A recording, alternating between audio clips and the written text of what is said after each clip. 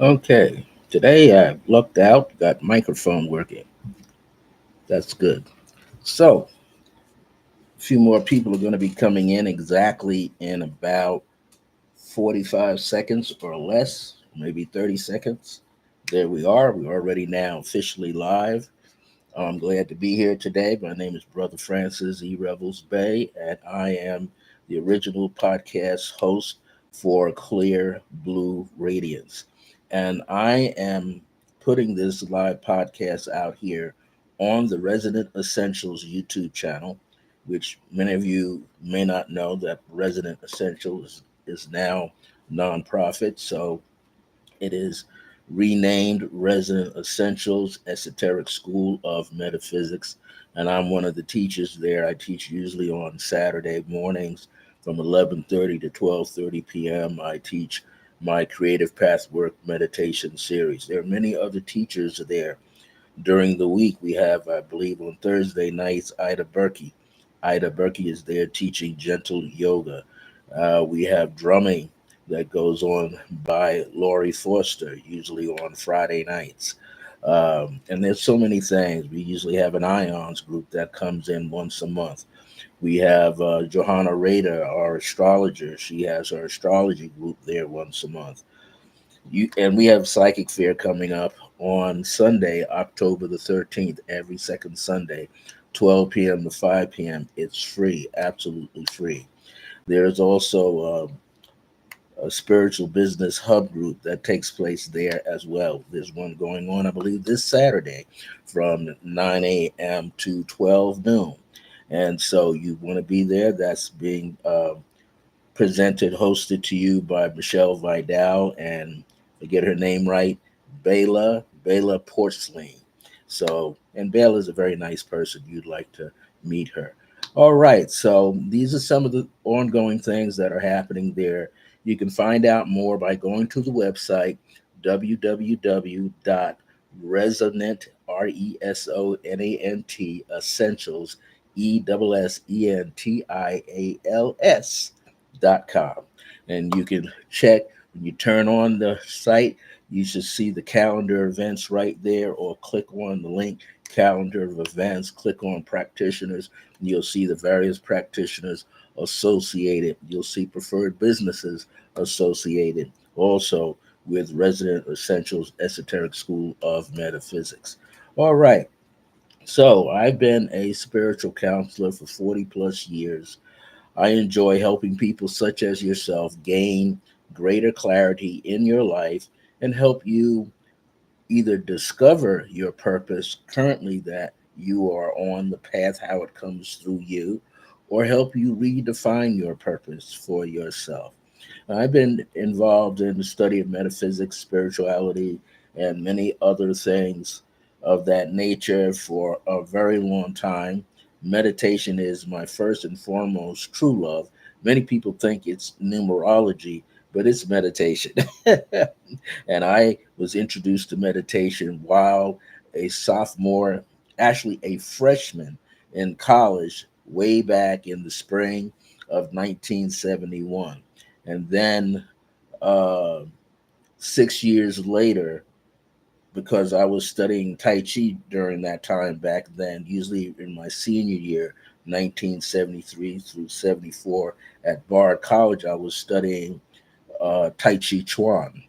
There was a student on campus who did it quite well, very quietly on a bed of leaves. I mean, dry leaves, you don't hear him moving around. And then I was fortunate to meet some Tai Chi instructors back on Long Island in Nassau County, where I lived in Hempstead, in the town of Hempstead. And one of those teachers, who's no longer on the planet, his name was Clifford Williams. He was also an avid yoga practitioner. And one of his best friends is still out in, I believe, in San Francisco, by the name of Kumar Francis, Bruce Kumar Francis, Farntiz, and he's an ongoing qigong master. He's studied many martial arts himself around the world, and he and Sifu Clifford were very close friends. And so through Sifu Clifford, I learned to receive what is called a Shaktipa from one of their guru masters from India who was in the United States. And I took that initiation on April the 7th. Yes, on April the 7th of 1977 in New York City, and it opened me up over time. And I've been fortunate, not everybody gets it more than once. I've been fortunate to receive that full revolution of the chi, of the Kundalini throughout your body, from the root chakra to the crown and back down again. And I've experienced it in 1977, and then in the late fall of 1988, and then it came about 10 years later, about 1998, I believe, and that was it. But the guru, their guru, thought that I would make a perfect candidate, and I came at it with a humble sense of humbleness, humility, in order to receive that. And that's why I have been opened up, as you might say, and being able to connect with my higher self, show other people how to do it, and so forth, through meditation and eventually silent meditation. So today's topic is called Dare to Dream Big and Leave Nothing to Chance. Dare to dream big and leave nothing to chance. Well, this is a very unique topic. We all go through it every moment of our lives.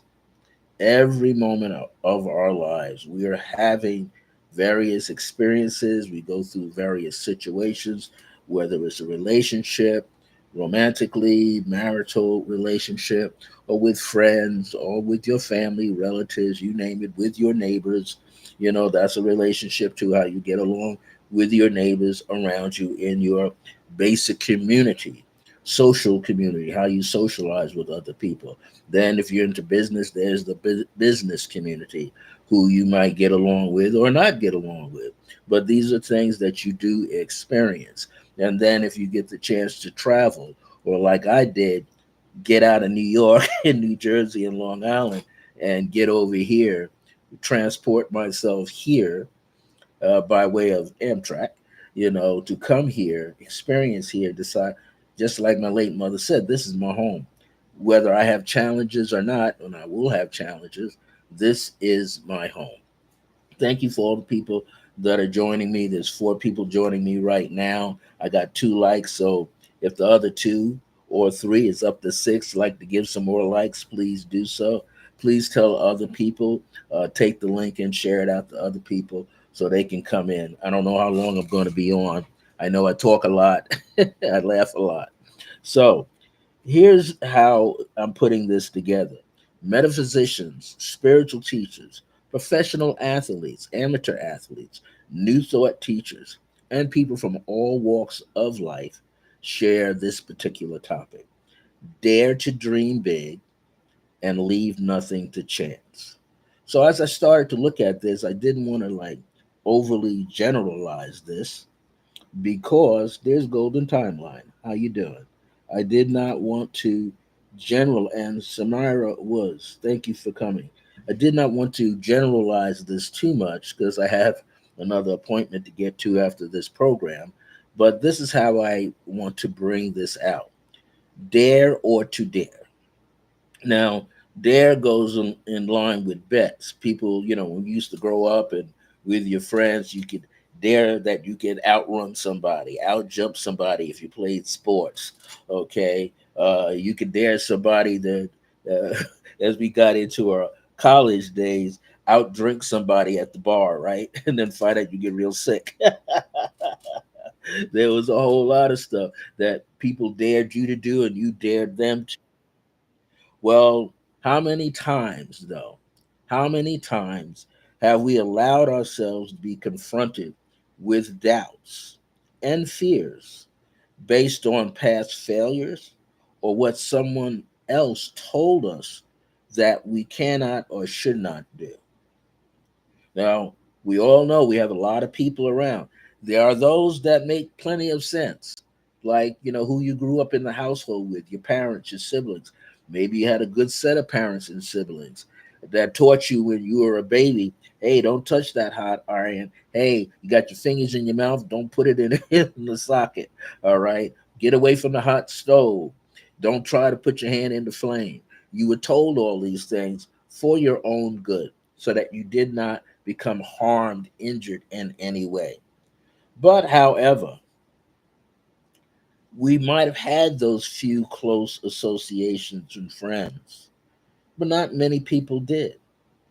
Okay, not, our parents would tell us, hey, don't go out in the street, stay in the front yard, stay in the driveway, don't be running out in the traffic. Hey, but then you see years later, right? People as college students or not even college students, guys getting out there daring the traffic to stop or hit them. Why? I don't know why. That's just outrageous. I remember going to the Rockies, right? Seeing the Rockies, the Grand, what is that, Grand Canyon. And we came across some people, two, three guys. And guess what? They had smoked so much weed, so much marijuana, their eyes were like overly dilated, their pupils. And as you go out on the ledge, it's fenced in.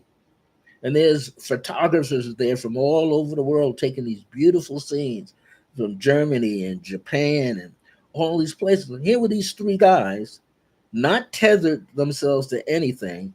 One guy goes off a cliff area and kind of settles himself down on another lip and lean back and have his friends take pictures of him. And in the meantime, hundreds of people with their families are watching this. And they decided we need to walk away from here. Maybe there's a park ranger that could get their attention. But eventually, somehow that guy climbed back up and his friends got off the ledge and we ran into them later and they were like, oh, did you see us do that? That was their high.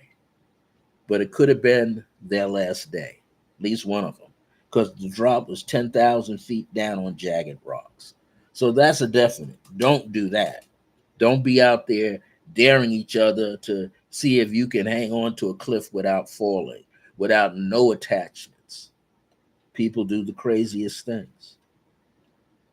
Well, sometimes your folks would tell you when you were growing up, um, who's that kid you're hanging out with? Who's that young man? Who's that young lady you're hanging out with? I don't know. I've been observing them and do what you can to stay away from that one.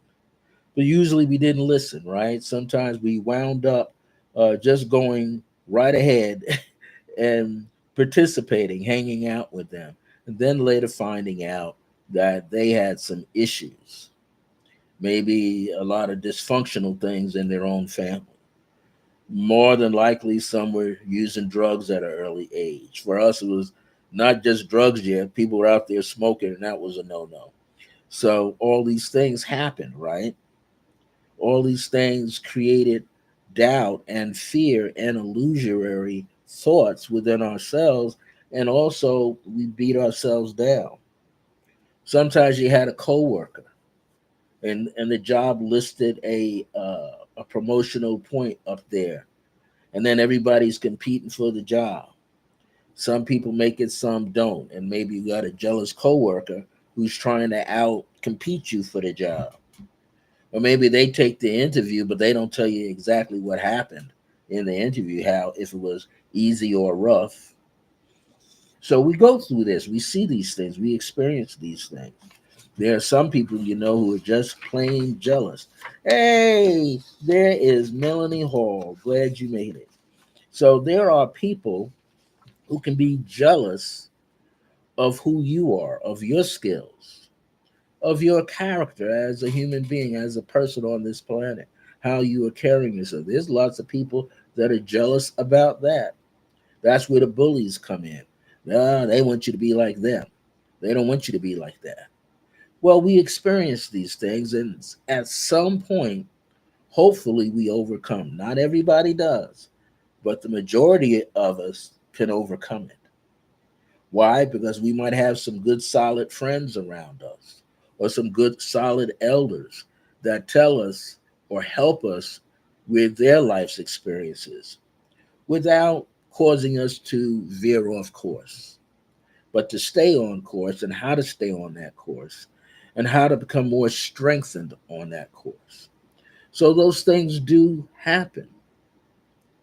But here's what is necessary, because many of us didn't have high self esteem.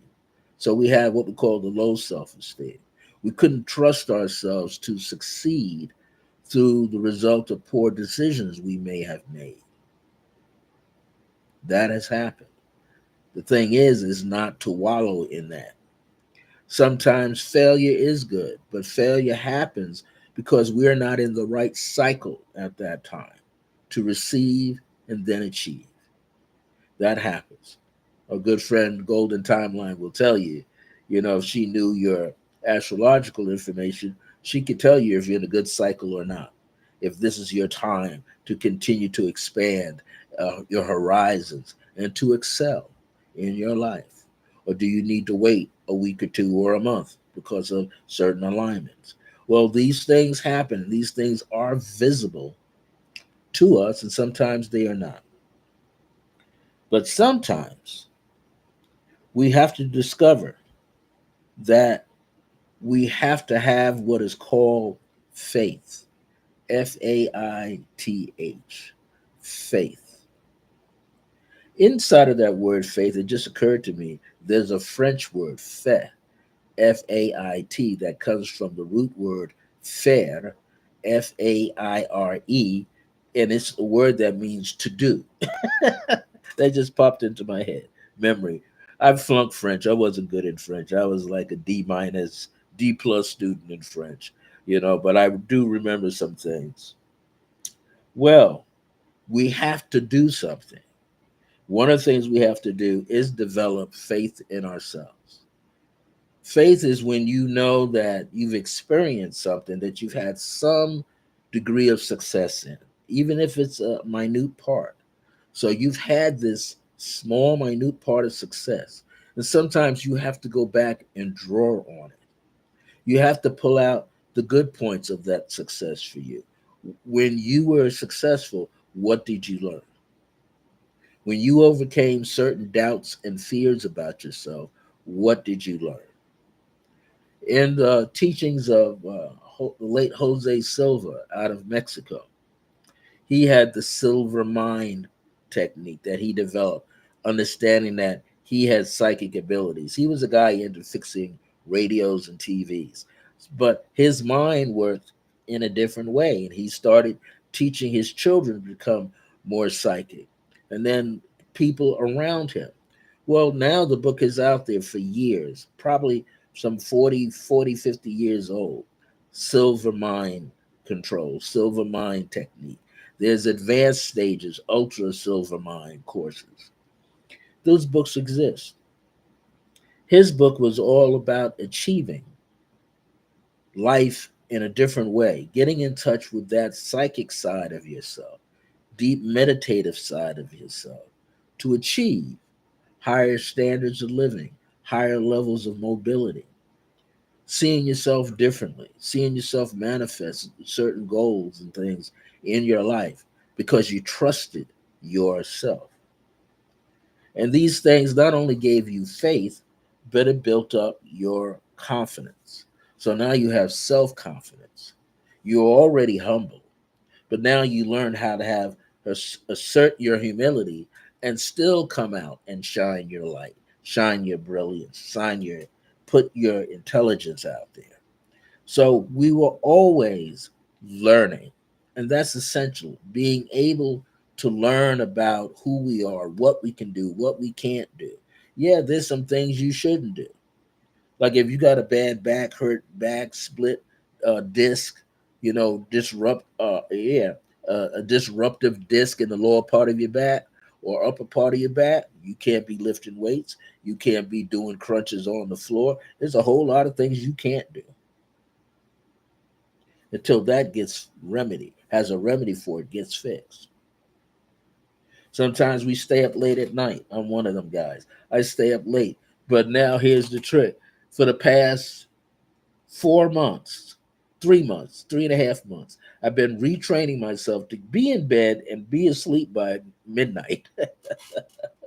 But when I first was doing it, the first 30 days, I'd get into 8 hours, 7 to 8 hours, sometimes 9 hours sleep, and still be tired. Why? Because I was tired. So after the first 60 days, once that became something I knew I could do, then I started feeling better. I woke up with more energy. And now, as an elder, hey, if I need to take a nap in the daytime, I will do it because I need it. Sometimes I'll take a nap before class because I need to do that. I'm older now. I don't have that same kind of amount of chi running through my body that I had before, but I can redevelop it. But I have to what? Be patient, have confidence, have faith, and trust the process that I can have that full, fully back within my system rolling around properly. So we have to take certain steps to achieve these goals so that we could dare, because that's what it says, right? Dare to dream big. And dreaming big is really dealing with the next level, your dreams. Okay, but what is important here is if you have to understand your strengths and your weaknesses and be willing to work on the weak parts of yourself. Decide on what it is that you desire to experience, contemplate it, meditate on it thoroughly, then move forward. That's one way in which you can achieve the dream. You could experience the dream. Remember, you deserve the best for you. We have to think that to ourselves. You have to like get in front of the mirror, and even when you don't feel like saying it, you got to convince yourself that you're going to be better today than you were yesterday. That you are going to rise to the occasion for yourself. That you are going to set new goals for yourself, or you are going to find out what's holding you back. And once you find out what's holding you back, then you could do what? You could step forward and begin to achieve. You can step forward and begin to achieve those things that you need to achieve. I got to put a smiley face out here. So remember that you deserve the best for yourself, and what you're doing is for your highest good for you and for the highest good of all. That means people who are like you, people who are striving to get on the same level as you, who have the humility, who love you unconditionally, who support you. That's who the goodness is for first. And then when you're able to have that kind of internal strength and mental strength, then you're able to radiate it more out into your immediate environment with family, with friends, your neighborhood, close neighbors, relatives, going to work. It affects them too. I remember a friend of mine, we worked at an electronics place on Long Island. This was back in the 70s, yeah, mid 70s or so. And the unique thing about it is he was always a happy guy. This guy was from Guyana. He was the happiest person, very bright person with electronics, and very happy. And his coworkers, you always would ask him, "Man, what are you drinking? You high? You drunk?" He said, "Man, I'm not drunk. I'm just a happy guy. Why can't I be happy?" Those people were jealous that he was happy, coming into work happy, staying, keeping his energy up high, and leaving happy. They just could not stomach it. They were jealous. I look at sports today. This guy, Dion, former a Hall of Famer, Dion Sanders, out there coaching for the Colorado Buffs at Colorado University up there in Boulder, Colorado. And there's so much of the hate he's gotten. And the kids, not only his two sons, but the other 60 some odd students that he's training to be better people. And people are just hateful for no reason. So you're going to see it in the world. It's going to be around you. There's going to be people that hate you for no reason. There's going to be people that learn to hate you because they learned it from childhood. And when they learned it from childhood, when you're a child, a baby hears the parents say these derogatory things about other people, they think that's way it's supposed to be. No. Racism, hatred, being biased, that's a learned trait, a learned behavior. Someone had to teach you that. But a person can also unlearn it. There are many people out there. I see them all the time on TikTok, Facebook, other places who admit that they grew up that way, but they're not going to remain that way. So they do what they can to change. So the next part of this topic was right, dream big, dare to dream big. In other words, you got to have the confidence in yourself that you can put this dream out there. So dreams are the laboratory product. Dreams are the product of the laboratory of your mind. That's the way I should say. Reverend Ike used to say the theater of the mind. You know, to see this curtains open up and you see a whole image of yourself. You see all this energy that is out there. So when we are using the mind like a workshop, we can experience thoughts, not only thoughts that other people bombard you with, but thoughts that you create, thoughts that you come up with, ideas, philosophies, feelings, sensations, events, and situations. You can have them in a dream. To you, they can be real or fictional. But when are they happening? The dream world happens when you are asleep. That's when your mind drops out of where we are right now, which is beta, right? We're in beta, a higher frequency cycles of the brain. We're very active. You're listening to me. I'm reading your comments. I'm feeling your presence. That's beta. Then there's what they call alpha. And alpha is the stage that you experience in meditation in your early stages. You also experience it in deep moments of contemplation. You also experience it when you first get up in the morning. You think you're being groggy, but no, you're coming out of the dream world, out of your think tank, out of your laboratory, and you're plugged in psychically to the brain waves, heart waves. So you're plugged into that energy still. That's when you're like a little more super sensitive. You feel, you hear, you can taste, you can touch things, and you can read the information through those elements that you have with yourself. This is where you intend yourself to make a change in your life and in your character, how you choose to present yourself to the world. That can happen in meditation, but it's easier once you understand it through the dream world. We use the dream world to see what needs to be changed and what need not change. Okay, so when you're having your dreams and you are aware that you are dreaming, when you become aware that you're having the dream, then you have something called lucid dreaming. That's when you are consciously awake in the dream, but you can look through the ethers and see your physical body sound asleep. So here you are dreaming. You're seeing how things can unfold. When you're not having a lucid dream, it's like you're sitting in a movie theater watching yourself participate in some of the life events that you're trying to figure out how to correct or figure out how to leave some alone. Some is just like a comedy routine. You're not going to be able to figure it out, but you can laugh at yourself. There's a state of mind in the dream when you are having what I call a dream and you're experiencing the dream in what I call your dream body. And that's when you don't see your face, but you can look down and see your body, arms, legs, torso, feet, just like you are in your waking state. The only time you get to see a glimpse of yourself in the dream body is when you catch a reflection of yourself. And you might see yourself look uniquely different in the dream.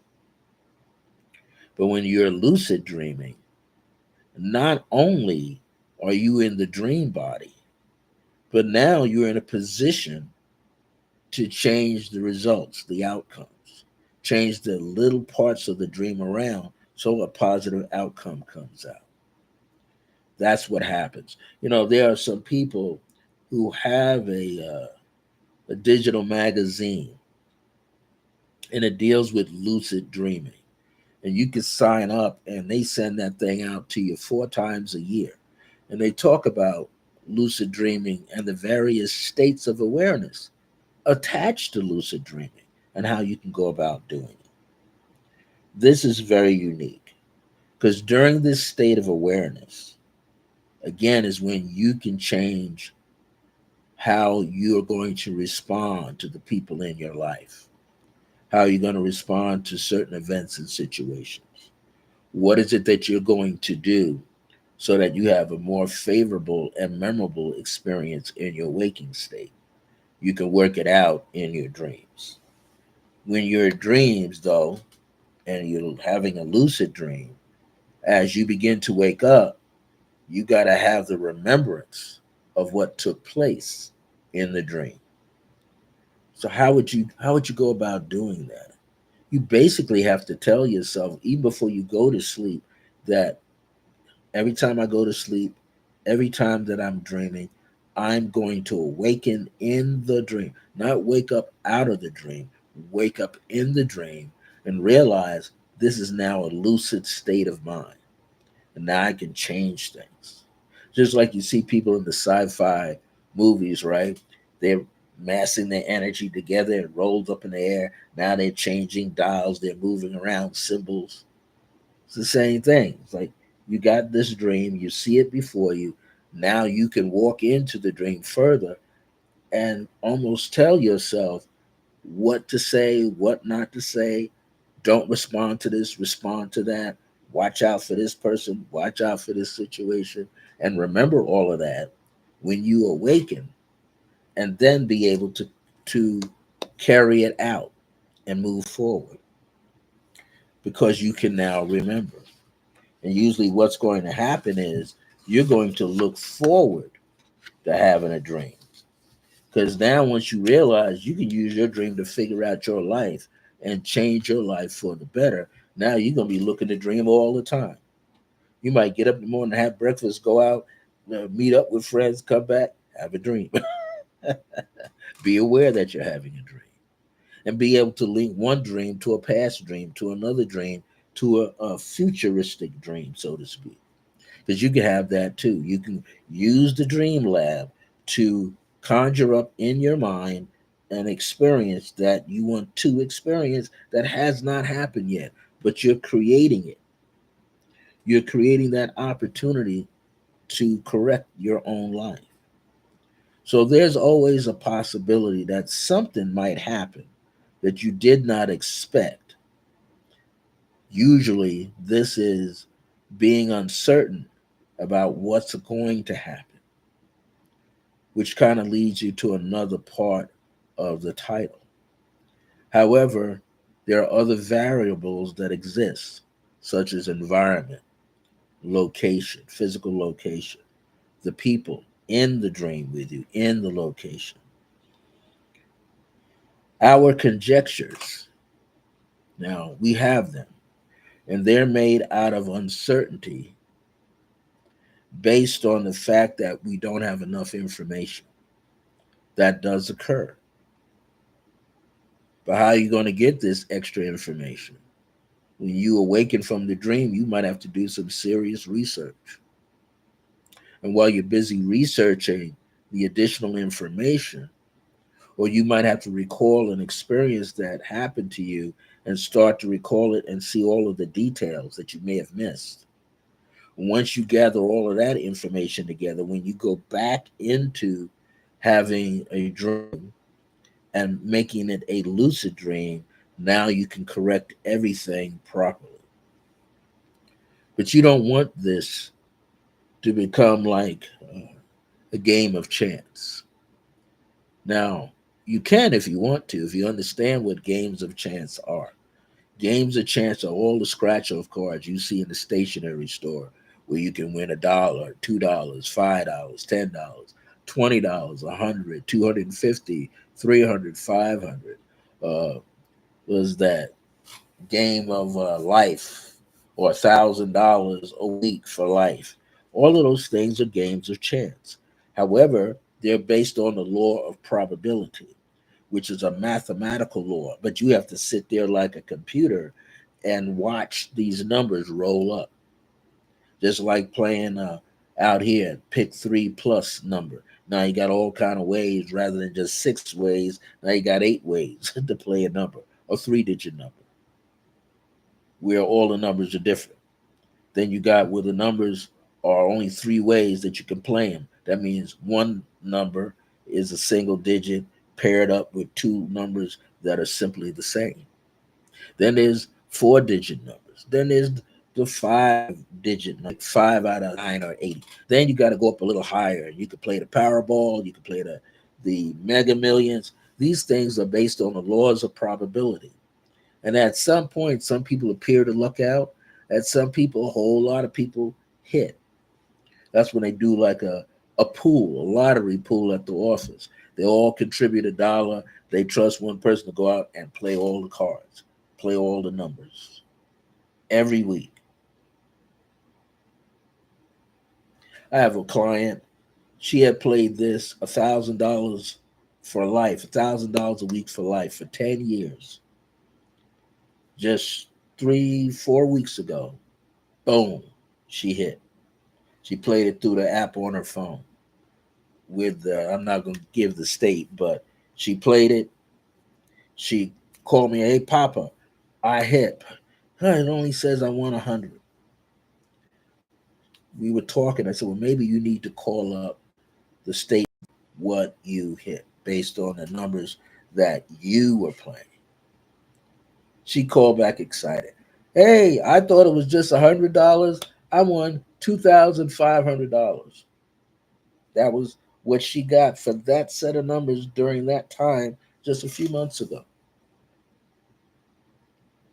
So that's believing and having faith and confidence and deciding that it can happen. But you have to be what? Consistent in the thinking and in the awareness. Because if you're playing the lottery, it is based on the law of probability. Probability is basically how many times a number keeps showing up in a certain position. And it takes time and effort to do that, to figure that out. Some good lottery hitters say, "Hey, play those numbers that never show up because they're due to come out." And then you catch them at the right time or you miss. You have to learn to laugh. It is a game of chance. And if the state put it together, they put their best mathematicians together so that you don't win all the time. So a whole lot of people are not hitting the jackpot all the time. That's the other factors that you're unaware of. Well, to close this out, dare to dream big and leave nothing to chance.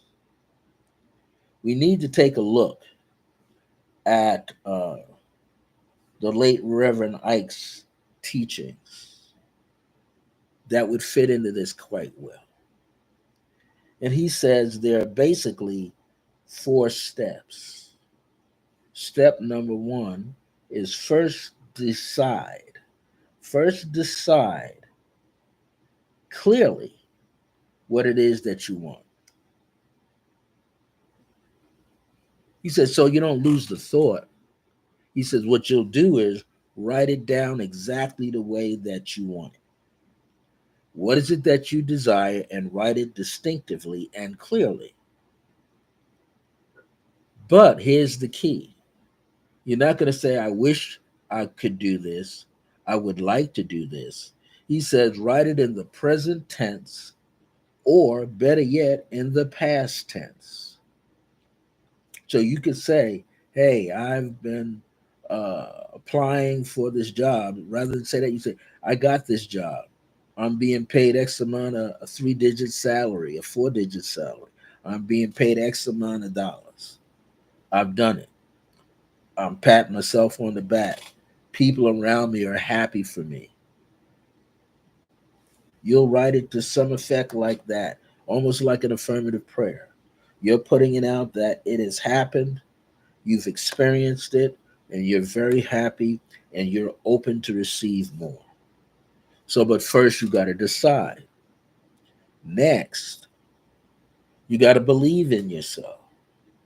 You got to trust that the process, that you're a part of the process. You're a product of the universe and the infinite thought of the universe. So you're a product of the universe. You're, as we say, a child of God. You're connected to the universe. Or a man or a woman of God. You're connected to the universe. And the universe, according to Reverend Ike, God, the universe is in you. Each one of us has the seed of the divine inside of ourselves. And that the seed will grow and deliver. So you have to believe in yourself. You got to trust the process. Next, number three, you got to feel it. He'd always used to say, let the feeling get the blessing. You remember when you were a child, you wanted a bike, you wanted a doll, you wanted candy, cake, ice cream, you wanted some new sneakers if your parents could afford them. What happened? If it was a bike, your dad or your brother or you go to the bicycle shop and you sit on the bike. Why? Because you knew deep down inside, if you sat on that bicycle, you start getting the feeling of what it feels like to ride that 5 speed or that 10 speed bike or that motorbike. You do it now when you go buy a car, you go to the car dealership, and what do? You sit in the car. Gave them your license, or the person sits in the car, salesperson, and you get to drive the car off the lot, around the corner, down the block, and come back. Why? Getting a feel of what that car is like, getting the smell of the leather up the nostrils, huh? Feeling the texture of the leather, seats, the cushions, feeling the floor, feeling the steering wheel, seeing the dashboard, starting to envision. I had one of my students one time, he's in North Carolina right now. I taught him the same technique. And what he did was he wanted a Jetta, Volkswagen Jetta. He used to drive me every Friday to New Jersey to teach classes, do my meditation classes on a Friday night, stay over on the second Friday night at my accountant's house, and maybe stay again and do another meditation, circle race one meditation for the people in New Jersey. But here's what he was doing. He was envisioning that car so much that the Chevrolet Blazer Jeep that he had leased, what he did was we'd go out to have breakfast, lunch, or dinner somewhere. He would drive through the parking lot looking for an upscale car to park next to. He started to do that on his own. He'd find a Jaguar, Mercedes, you name it. He'd drive over there next to it, a BMW, so he can get the feeling of that car. We would drive through the George Washington Bridge from New York City into New Jersey, Route 80 coming through. And you don't pay a toll going into Jersey, but you pay the toll coming back. Guess what we used to see going and coming? All kind of Jettas, all kind of colors: black, champagne, gold, yellow, cement gray, all kind of colors, white, navy blue, cherry red, soft teal greens. He would see them because he was thinking about it, putting the frequency out, putting that signal out. The universe was showing him, hey, now you can see the different colors. Did he wind up getting one? Yeah, he settled on a white one. But he was just leasing cars. Now he's much better.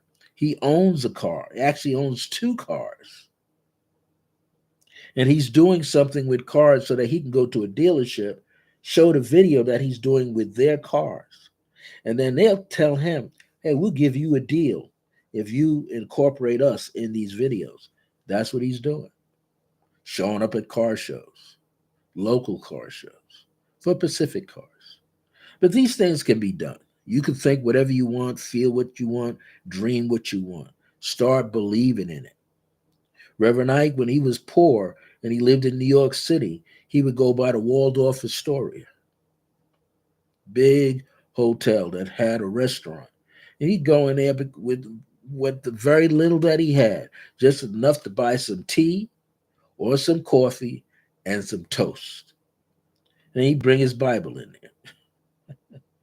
And then when things started getting better for him, now he started ordering a bun with coffee. And it got better. He ordered a sandwich, breakfast sandwich. Got better. Now he was ready, full plate. The years went by. He made the technique work. So, first decide what you want. Write it down, make it clear. Then you got to believe that you can have it. Believe that that desire is magnetically drawn to you. So you got to know that you have it. Then you got to feel the vibration that's in it, in the thought, in the idea. And then the last thing, he said, now can you see it? And that means to envision it in your mind, using visualization and meditation to create the atmosphere in your aura and your life to achieve. Now, you want to see it right in front of you happening. He also used to say this too: while you're busy trying to see it, feel it, taste it, decide it, believe in yourself, you might see someone else doing it. He said, don't get crossed in your mind. Say, well, why is that happening to them? Just say to yourself, I'm next. I'm next in line. I'm going to be doing something similar, if not exactly, but something similar, and I'm going to be happy. So he said, decide, first decide, write down clearly what you want, and try to see that thing already happening, not just about to happen. You're believing that it's happening now. You're in the vibration of now. Like Edgar Tolle said, be here now. Or was that Ram Dass? One of the two said it. Be here now. Be in the present. Live in the present. Everything that you're achieving is happening now to you. Dr. Michael Beckwith says life is not against you. Life is happening through you because you're conscious. You have a consciousness. Therefore, you can observe life flowing through you. So you want to be able to do that. So decide clearly, write it down clearly, believe that you can have it, start to feel it while you're busy believing it. In fact, take belief to faith and self confidence while you're feeling it, then envision it taking place or envision it already happening or saying to yourself, I've been here before, I've achieved that before, and now the platform, the stage is much bigger. This is how I got to Albuquerque. I started getting a magazine, Visitors Bureau magazine, hard copy. Go online, see the digital, hear the music, native flutes, and just listen, listen, listen. Some of my friends said, that's not going to happen. I said, it's not going to happen for you because you're contented being right here in Patterson, New Jersey. Not me. I'm contented on getting to Albuquerque, New Mexico. And I eventually got here. And I'm still here, 13 years. Come November.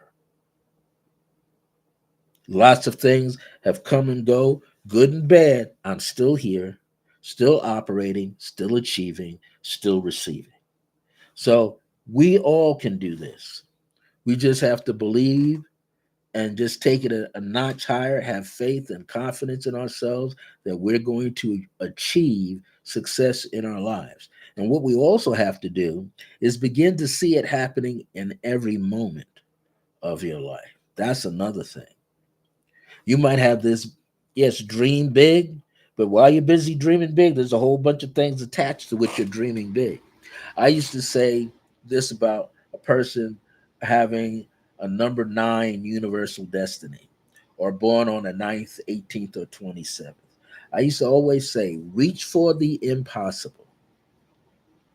That way, you pick up all that is possible because the word impossible should mean something different.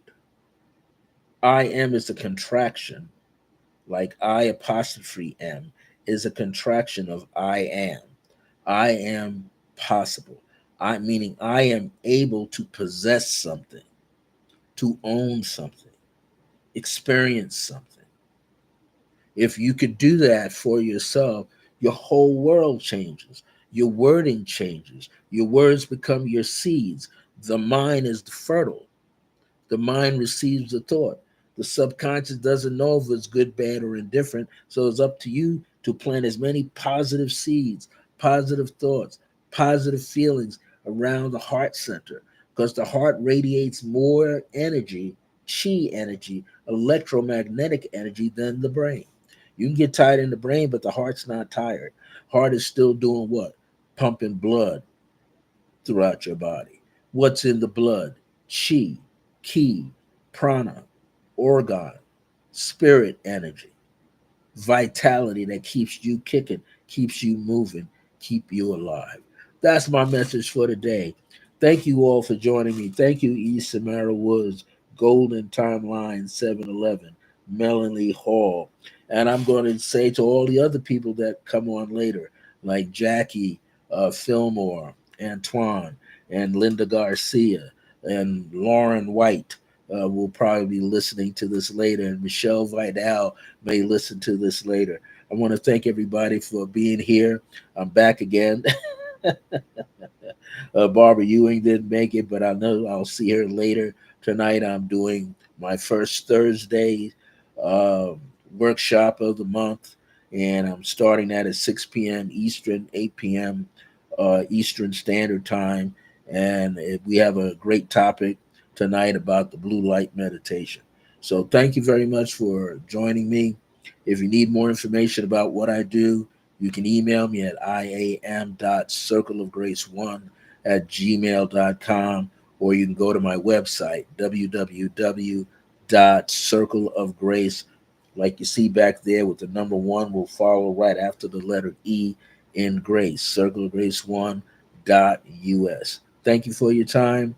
Enjoy the rest of your day. Have a pleasant night. Get it on and have fun with family and friends. There she is, Indigo Moon. She slipped up in here. Thank you, everybody. See you real soon, okay? I should be back here next week at 1 o'clock or 1:15 p.m. with another topic for you to digest and put into motion in your own life. Take care now. Hope to see you soon.